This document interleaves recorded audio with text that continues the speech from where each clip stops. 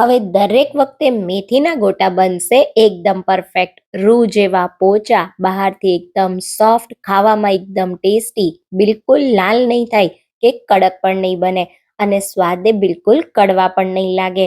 કેમ કે આજે આપણે આ પરફેક્ટ મેથીના ગોટાનો લોટ તૈયાર કરીને બનાવીશું. તૈયાર પેકેટનો લોટ પણ ભૂલી જાઓ, એટલો ટેસ્ટી પરફેક્ટ માપ સાથે મેથીના ગોટાનો લોટ ઘરે બનાવીશું, જેમાં ફક્ત પાણી ઉમેરી અને મિનિટોમાં જ તમે ગરમા ગરમ ગોટા તૈયાર કરી શકો છો.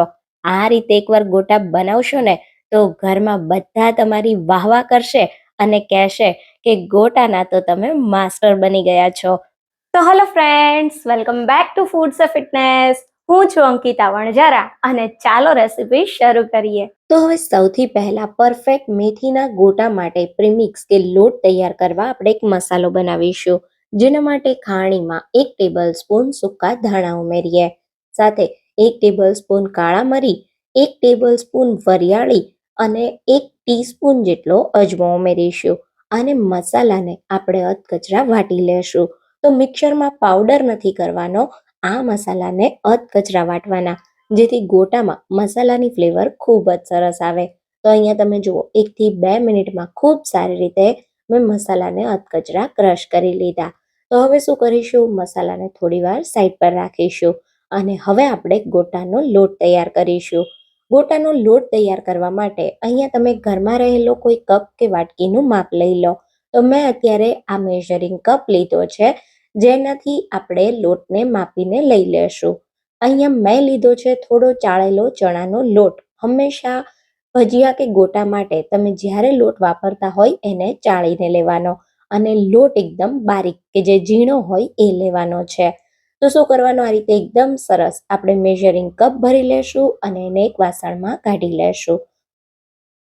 તો એ જ રીતે અહીંયા મેં ફરી બીજો 1 કપ લોટનો ભરી લીધો અને એને પણ એ વાસણમાં ઉમેરી દઈએ. એની અંદર આપણે જે ક્રશ કરેલો મસાલો છે એ બધો ઉમેરી દઈશું. સાથે અડધી ટીસ્પૂન જેટલો હિંગનો પાવડર ઉમેરીશું. બહુ સારી ફ્લેવર આવશે હિંગની ગોટામાં, એટલે એને બિલકુલ સ્કીપ નહીં કરીએ. 1 ટીસ્પૂન જેટલી ખાંડ ઉમેરીશું, જે આપણા ગોટાના બધા સ્વાદને બેલેન્સ કરશે. 1 ટીસ્પૂન જેટલું મીઠું ઉમેરી સારી રીતે મિક્સ કરી દેશું. આ જે ગોટાનો લોટ તૈયાર કરીએ છીએ ને એમાંથી તમે એકદમ ઝટપટ ગોટા બનાવીને તૈયાર કરી શકો છો.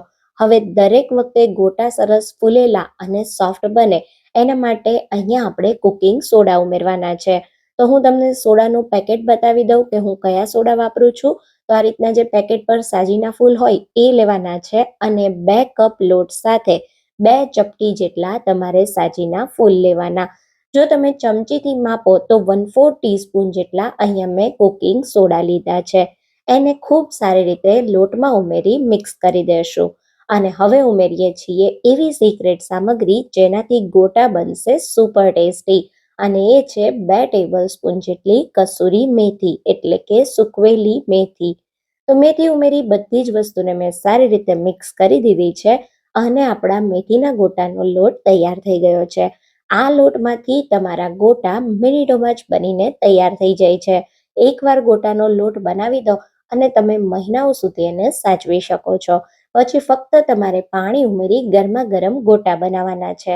તો હવે તૈયાર કરેલા લોટમાંથી આપણે ગોટા કેવી રીતે બનાવવા એ પણ હું તમને બતાવું છું. ગોટાનો જ્યારે તમે લોટ બાંધો છો ત્યારે તમારે શું કરવાનું, સૌથી પહેલા તેલને સાઈડમાં ગેસ પર ગરમ કરવા રાખી દેવાનું છે. અને હવે ગોટા તૈયાર કરવા માટે આપણે એક વાસણમાં જે ગોટાનો લોટ બનાવ્યો એને ઉમેરી દઈશું. તો અત્યારે મેં 2 કપ જેટલો ગોટાનો લોટ લીધો છે.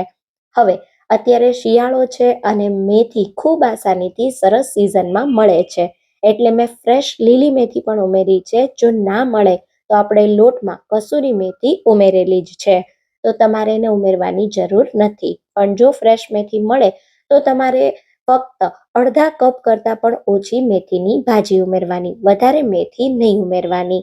સાથે આપણે 2-3 ટેબલ સ્પૂન જેટલા બારીક કાપેલા લીલા ધાણા ઉમેરીએ અને અહીંયા આપણે 2 થી 3 તીખા મરચાંના ટુકડા અને 1 ઇંચ છીણેલા આદુનો ટુકડો ઉમેરી દઈશું. તો આદુ મરચાં તમને તમારા સ્વાદ પ્રમાણે વધુ કે ઓછા કરી શકો છો. હવે આપણે શું કરવાનું છે, પાણી ઉમેરવાનું છે. તો આ રીતે મેં પાણીને કપમાં ભરી દીધું છે, જેથી હું તમને એક્ઝેક્ટ બતાવી શકું કે મેં કેટલું પાણી વાપર્યું.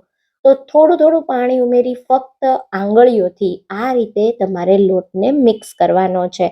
એકદમ ઢીલો લોટ નથી કરી દેવાનો, એ વાતનું ખાસ ધ્યાન રાખવાનું. તો આ રીતે લોટ ઉમેરી સરસ મેં બધું મિક્સ કર્યું. અને હવે તમે જુઓ, જે આપણે લોટ બાંધ્યો એને હું કોઈ ડીશમાં રાખું તો આ રીતે તમે જુઓ બિલકુલ રેલાતો નથી. તો લોટ બિલકુલ સ્પ્રેડ ના થવો જોઈએ એટલો તમારે કઠણ લોટ રાખવાનો છે. એવું તમારે ખીરું તૈયાર કરવાનું છે. અને આટલું ખીરું તૈયાર કરવા માટે મારે ફક્ત અડધા કપ જેટલા જ પાણીની જરૂર પડી છે. તો હવે ગોટાને એકદમ સોફ્ટ ઠંડા થયા પછી પણ બિલકુલ કડક કે કોરા ના લાગે એના માટે શું કરવાનું, આપણે જે તેલ ગરમ કરવા રાખ્યું હતું ને એમાંથી 1 ટેબલ સ્પૂન ગરમ તેલ ઉમેરીશું અને 1 નાની સાઈઝના લીંબુનો રસ ઉમેરીશું. લીંબુનો રસ ખાસ ઉમેરવાનો છે. લીંબુનો રસ ઉમેરવાથી ગોટામાં જે આપણે લોટમાં સોડા ઉમેર્યા છે ને એ એક્ટિવ થશે અને તમારો લોટ એકદમ ફૂલીને ફ્લફી તૈયાર થઈ જશે અને ગોટા બનશે એકદમ જાળીદાર અને ખાવામાં સોફ્ટ. તો હવે આપણો ગોટાનો લોટ તૈયાર છે. તો ગરમ થતા તેલને આપણે એકવાર ચેક કરી લઈએ. અહીંયા તમે જુઓ ખૂબ સરસ આપણું તેલ ગરમ થઈ ગયું છે. હંમેશા ગોટા તળવા માટે તમારે આ રીતનું મીડિયમ ગરમ તેલ કરવાનું. હવે આ રીતે આપણે નાની નાની સાઈઝના ગોટા ગરમ તેલમાં ઉમેરતા જશું. જ્યારે તમે ગોટાને તળો છો ત્યારે તમારે ખાસ ધ્યાન રાખવાનું, ગેસની ફ્લેમ મીડિયમ રાખવાની છે અને આ રીતે એક ગોટાને ઉમેર્યા પછી 2-3 સેકન્ડની રાહ જોવાની. પછી આ રીતે તમારે કડાઈમાં સમાય એટલા ગોટાને ગરમ તેલમાં ઉમેરી દેવાના. તો તમે જુઓ ઘણા બધા ગોટા આ રીતે એની જાતે જ સાઈડને પલટાવી દે છે. મીન્સ કે આપણા ગોટા અંદરથી એકદમ સોફ્ટ છે. અને ગેસની ફ્લેમ તમને આ સ્ટેજ પર બતાવું તો તમે જુઓ મેં મીડિયમ રાખેલી છે. મીડિયમ ગેસની ફ્લેમ રાખશો ને એટલે ગોટા ના તો અંદરથી લાલ થશે ના તો બહારથી લાલ થશે, એકદમ પરફેક્ટ તળાશે. જો તમે હાઈ ફ્લેમ રાખશો તો ગોટા બહારથી તળાઈ જશે અને અંદરથી તમને લોટ લોટ લાગશે. એટલે ખાસ ગેસની ફ્લેમ મીડિયમ રાખવાની. આ ગોટાને તળાતા ફક્ત 3 મિનિટ જેટલો સમય લાગશે. બધી બાજુથી સારી રીતે ગોટા તળાઈ જાય એટલે આપણે એને તરત જ ગરમ તેલમાંથી કાઢી લેશું. અહીંયા તમે જુઓ મેં બધા જ ગોટાને બનાવી લીધા છે. તૈયાર થયેલા ગોટા એકદમ રૂ જેવા સોફ્ટ છે અને અંદરથી તમને બતાવું તો તમે જુઓ એકદમ જાળીદાર છે અને એટલા ટેસ્ટી છે ને કે લોટ સાથે આ રીતે ગોટા તૈયાર કરશો ને તો દરેક વખતે ગોટા પરફેક્ટ જ બનશે. તો મેથીના ગોટાનો લોટ બનાવવાની આ રીત તમને કેવી લાગી અને એમાંથી તૈયાર થતા ગોટા તમને કેવા લાગ્યા એક કમેન્ટમાં મને જરૂરથી કહેજો. જો તમને મારી આજની રેસિપી ગમી હોય તો વિડીયોને લાઈક અને શેર કરજો.